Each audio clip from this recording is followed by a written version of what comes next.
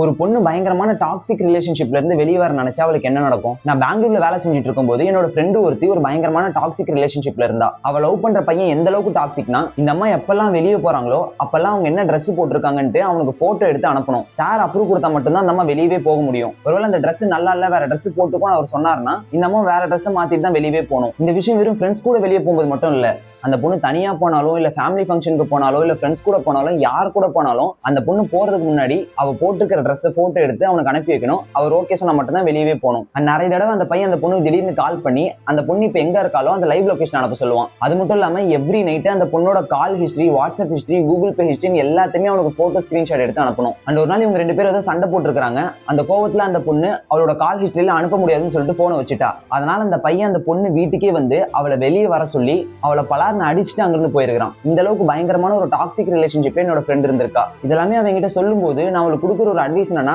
தயவு செஞ்சு இந்த ரிலேஷன்ஷிப்ல இருந்து வெளியே வந்துரு, இல்லைன்னா உன் லைஃப் நல்லா இருக்காதுன்னு சொல்லிட்டு இருப்பேன். ஆனா அவ அதுக்கு எனக்கு கொடுக்குற ரிப்ளையை பார்த்தாதான் எனக்கு ரொம்பவே ஆச்சரியமா இருக்கும். அவன் என்ன சொன்னானா, நான் இதுக்கு முன்னாடி 2-3 தடவை நான் பிரேக்கப் பண்ண ட்ரை பண்ணியிருக்கேன். ஆனா பிரேக்கப் பண்ணிட்டா அதுக்கப்புறம் என்னால அவன் இல்லாம இருக்க முடியல, நான் மறுபடியும் அவங்ககிட்ட போயிடுறேன்னு சொல்றா. அதுக்கு என்ன ரீசன் நான் அவகிட்ட கேட்கறேன். அதுக்கு அவ சொல்றா, இல்ல அவன் எல்லா நேரத்திலயும் இந்த மாதிரி டாக்ஸிக்கா இருக்கிறது இல்ல, ஒரு சில நாள்லாம் என் கூட ரொம்பவே அன்பா இருப்பான், நிறைய இடத்துக்கு கூட்டிட்டு போவான், என்கிட்ட ரொம்ப பாசமாவே பேசுவான், சம்டைம்ஸ் எனக்காக அழுக கூட செய்வான், இந்த அளவுக்கு ரொம்ப பாசமா இருக்கிறான். ஸோ இந்த மாதிரி அவன் மாறி மாறி நடக்கிறதுனால என்னால் சரியா டிசைட் பண்ண முடியல, அவன் கூடயும் இருக்க முடியல, அவன் இல்லாமையும் இருக்க முடியலன்னு சொன்னான். இந்த விஷயத்தை கேட்கும்போது தான் எனக்கு அவ இருக்கிற சுச்சுவேஷன் புரிய வந்தது. இந்த மாதிரி டாக்ஸிக் ரிலேஷன்ஷிப்ல இருக்கிற பசங்க எல்லாருமே மோஸ்ட் ஆஃப் த டைம் அந்த பொண்ணு கிட்ட டாக்ஸிக்கா தான் இருக்கிறானுங்க. ஆனா எப்பெல்லாம் அந்த பொண்ணு தன்னை பிரேக்கப் பண்ண போறான்னு தெரியுதோ அப்பெல்லாம் திடீர்னு ரொம்பவே நல்லவனா மாறிட்டு அந்த பொண்ணுக்கு பிடிச்ச மாதிரி நடந்துக்கிறது, அந்த பொண்ணு கிட்ட பாசமா இருக்கிறது, இந்த மாதிரி பண்றானுங்க. இது அவங்க கேரக்டரே அப்படிதானா, இல்ல அந்த பொண்ணு விட்டு போயிடக்கூடாதுன்னு நடிக்கிறாங்கன்னு எனக்கு புரியல. இந்த விஷயத்த நான் அந்த பொண்ணு கிட்ட எவ்வளவு எக்ஸ்பிளைன் பண்ணி பாக்குறேன், ஆனா அவ எதுவுமே கேட்கல. அவளால் வெளியும் வர முடியல, அந்த ரிலேஷன்ஷிப்லயுமே இருக்க முடியல. அந்த பொண்ணு டெய்லியுமே சஃபர் ஆயிட்டு தான் இருந்தா. அண்ட் அதுக்கப்புறம் ஃபைனலா ரொம்ப யோசிச்சு ஒரு நல்ல முடிவா எடுத்து அந்த பையனை பிரேக்கப் பண்ணிட்டா. பிரேக்கப் பண்ணதுக்கு அப்புறம் கொஞ்ச நாள் அவளால அந்த பையனை விட்டு இருக்க முடியல.